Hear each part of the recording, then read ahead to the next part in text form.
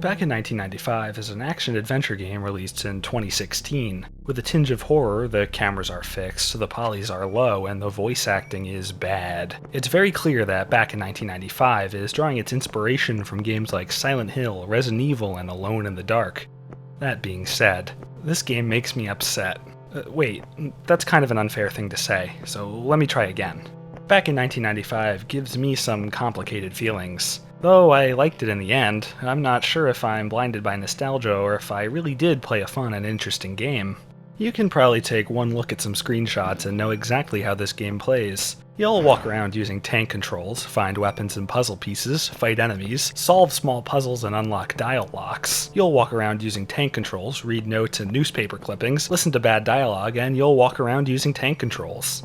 There's no run button in this game. At first, this seems like a problem to me. It makes exploring areas and backtracking super slow.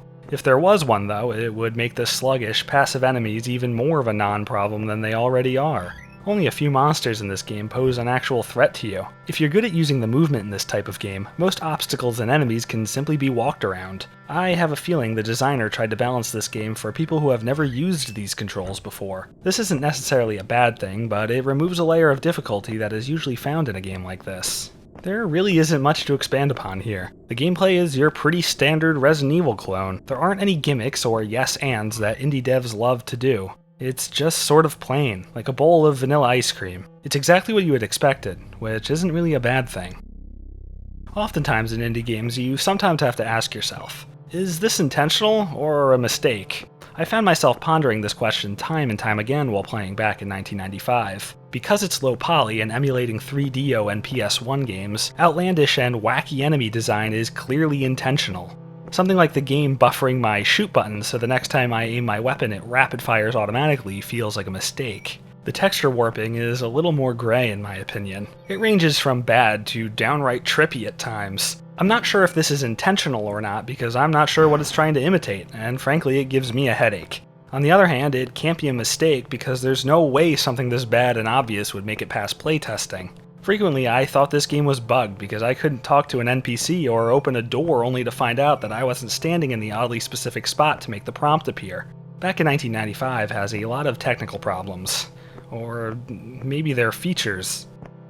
So far, I've been kind of hard on the game.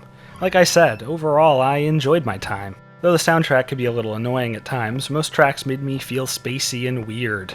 It lent itself well to the surreal and removed setting I found myself in. When the game wasn't being frustrating, it brought me back to that comfy place I knew when I was a kid, exploring a mysterious and spooky environment. The story was fine as well. It was an otherworldly mystery I enjoyed following. I think I've called the voice acting bad twice by now, but in truth I liked it. I just wish there was more of it instead of these narration screens. Though I could have done without the forced 4:3 aspect ratio, I liked the CRT filter over the screen and I usually turn those things off. I can't help but wonder why more indie devs don't make games like this. I can't be the only one out there with fond memories of this iteration of the survival horror genre. The only other one I can really think of is a game called Prototype Mansion. Back in 1995 certainly gets points for that.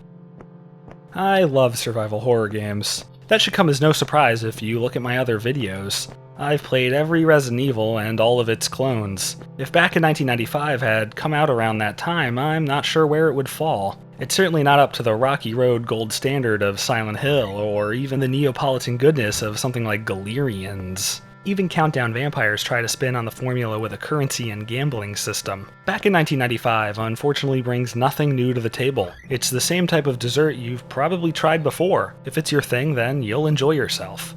If classic survival horror isn't your jam, then I can't say I recommend this game.